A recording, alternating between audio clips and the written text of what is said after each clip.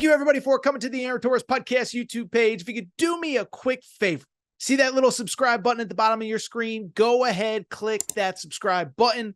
Really does help our channel grow, our audience grow, and I really do appreciate it more than you know. So click that subscribe button. Appreciate your support. Now, here's the video that you came here for. Let's stick with the UCONN-BAMA preview.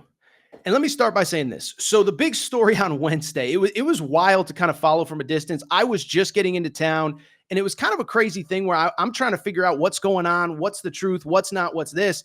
But UConn, basically, it felt like every single thing that could go wrong with their travel on Wednesday night did. Like there was a problem with the pilots and FAA regulations, and they've been on too long. Don't have the right planes. They got bad weather, whatever. But UConn did make it safely to Phoenix. And first of all, Dan Hurley took the podium. I thought, by the way, everyone crushes the NCAA for everything. I actually thought they did right by UConn by not making UConn players do media availability, because UConn was supposed to leave Storrs was supposed to leave Bradley International Airport at 6 p.m. Eastern time. They didn't take off till 1:30 Eastern time, 1:30 a.m. Didn't land until 3:37 Pacific time. And so I know what everyone will say, oh, it's just a travel delay, deal with it. It's like, no, there's two media availabilities on Thursday and Friday. It's not the worst thing in the world that UConn's players did not have to do media. So I give UConn, I give the NCAA credit for that. But I do want to talk about what Dan Hurley said when he took the podium, because I thought what he said was actually very interesting. Let's go ahead and get to Dan Hurley's comments. Producer Matt, pull up the first one, which was really funny. Here's what Dan Hurley said about the travel issues for the UConn Huskies. He said, it's not the right one. Give me a second here. Let's see if we can get this right here.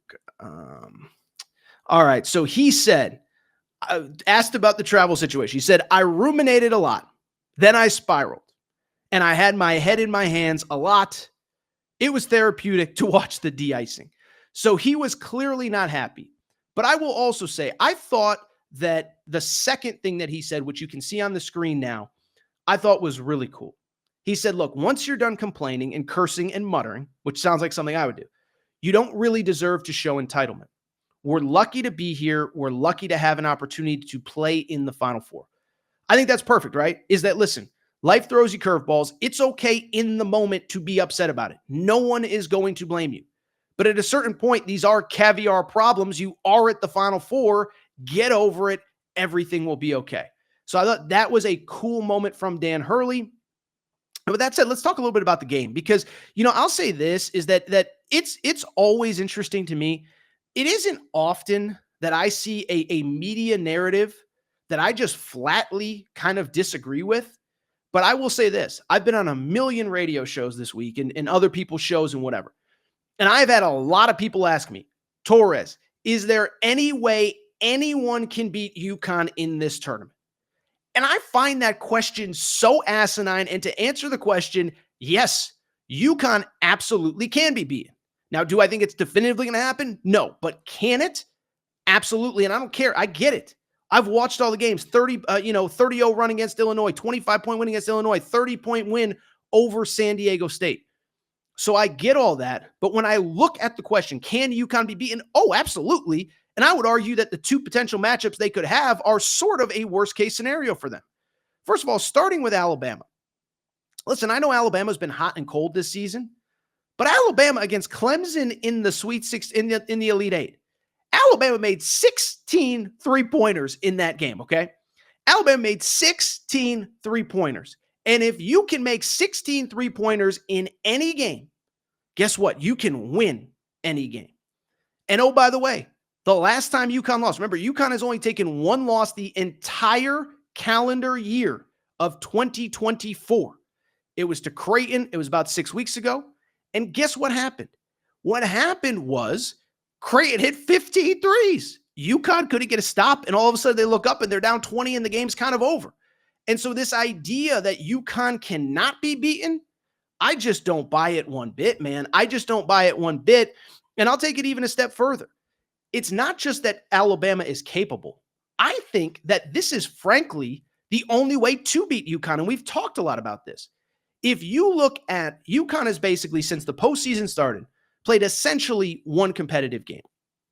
It was against St. John's in the Big East tournament, competitive for a full 40 minutes, okay? And St. John's, Rick Pitino was just blunt about it. Rick Pitino basically said, like, look, bottom line is that I told my players, I said, I know you can't defend, so don't even waste your energy on defense. Put all of your energy into offense, and let's try to be 1 point better than UConn. Now, St. John's wasn't, but it doesn't change the fact that, to me, that's the blueprint to beating UConn. Like all these other teams, San Diego State in the Sweet 16, Marquette in the Big East tournament, and I know Marquette was banged up, so this isn't a criticism of Marquette, but all these other teams, they want to get in the mud and wrestle and get dirty with UConn. UConn loves being in the mud. Nobody loves the mud more than UConn.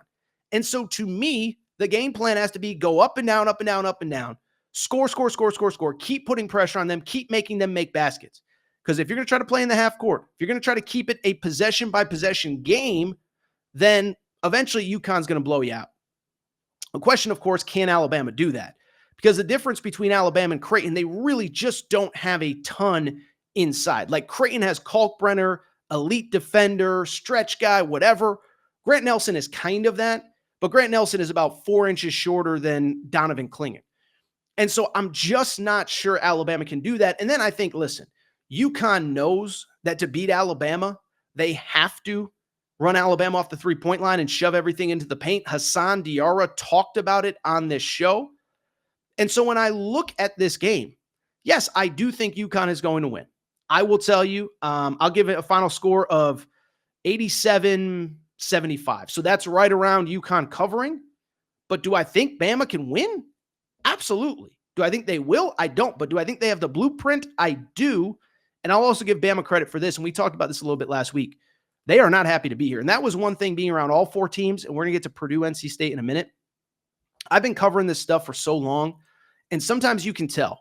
They say the road to the Final Four. And there's been times where teams are just happy to be here.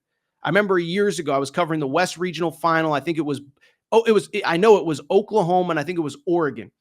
Oklahoma beats Oregon. That was the year they had Buddy Hield. And you talk to all those Oklahoma guys, and what did they say? They said, we've been talking about going to the Final Four since the season started. And then they got to the Final Four, and they got run out by Villanova because they were just happy to be there. I didn't get that sense from Bama, and it goes back to what I said last week. Nate Oates, when he took the podium at the West Regional, he said, look, we've been to this second weekend, and we're grateful to be here. But his exact quote was, we need to get to a Final Four. So when your head coach says we need to get to a Final Four, that speaks to me. That is a guy that is not afraid of expectations, that is not afraid of challenges, whatever. And I do think there is a scenario where UConn, where this game is competitive. Again, my official pick, UConn 87, Alabama 75. I would rather take the over. I would rather take maybe, UConn, or excuse me, I'd rather take maybe Alabama in the first half because remember, UConn has struggled out of the gate in their last two games. I think it can absolutely be competitive. I'm not saying it will be, but I think it can be. Give me UConn 87, Alabama 75. But do I think Alabama can win? I do. And I'll tell you what, if UConn plays Purdue, I absolutely think that's going to be a heck of a game as well.